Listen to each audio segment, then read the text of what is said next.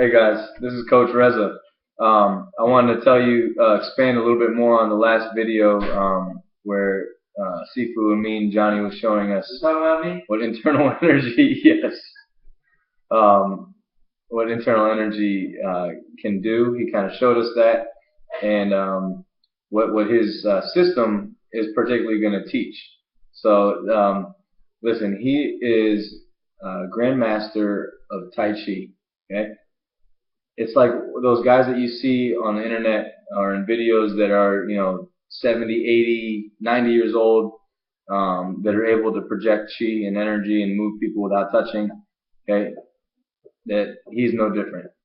That's number one. Okay, and he's at such a young age to be able to do this is tremendous. So he's a grandmaster of Tai Chi. Okay, grandmaster of Kung Fu. He studied from the creator of the Hung Fut lineage, okay, and his name is Tai Yim.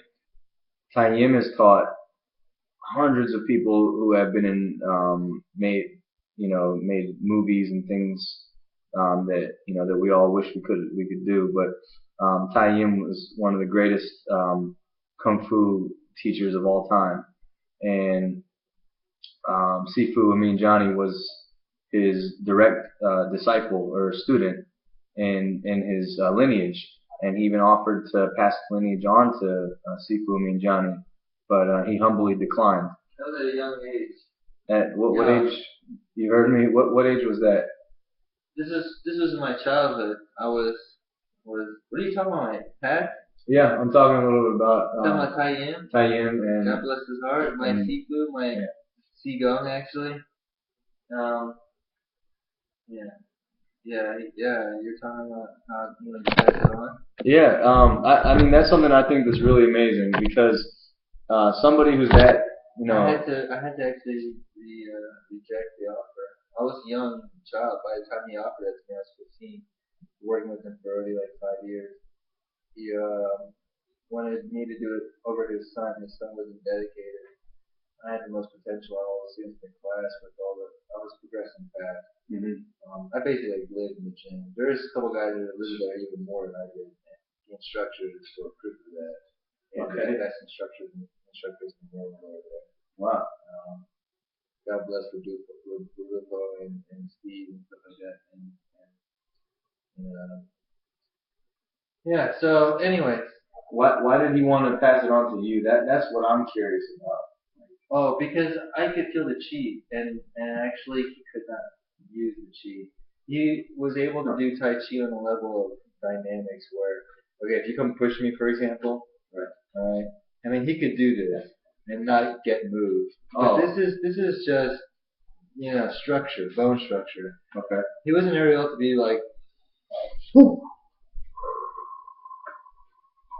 Whoo. All right, so there you go. That's all I have to say about it. I gotta go. Okay. Thank you for sharing that. But please. Yes. If you have any questions, just don't hesitate to ask. Okay. Thank you. So yeah, like I said, guys, Tai Yin,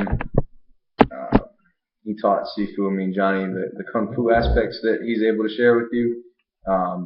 And apparently Sifu Amin Jani had something else beyond that. I guess his years of meditation, and I believe it's just his nature of principles that he's developed throughout his life allowed him to have such a high level or potency of this internal energy. And so rather than accepting the lineage and teaching the lineage as the master, he humbly declined and allowed Tayyim's son to continue the lineage. Meanwhile, Sifu Amin had other things to tend to.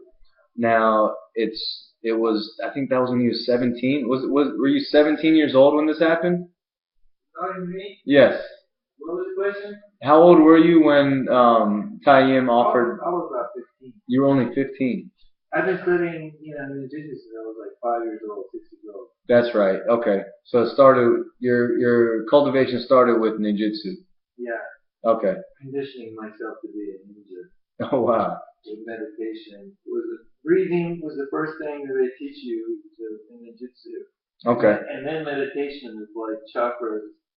Okay. So it more or less, not really chakras, but it's like parts of your body, nervous system. all right. Breathing through the body. Breathing through the body. That's what you started with. So is that why that's the first thing that you wanted us to learn before we even started learning kung fu techniques? I mean, yeah, but that comes in time too. There's so many dynamics. Okay. So we'll get into that later, the breathing dynamics. But that is what really takes you to these higher levels. So and then eventually you let go of that completely to a point where you're not connecting breathing and movement together. So that's the highest level, without mind intent. So we're gonna get there eventually, guys. But we're starting right now at the level of physical kung fu. Okay, and the conditioning that we're going to be learning is going to help tone the body. You're going to see increase in strength, power, stability, grounding, flexibility. All these aspects are going to be increased. Your health is going to improve tremendously. The strength of your joints, tendons, connective tissues, muscles, everything is going to be stronger and more flexible. You talk too much. Time to train. All right.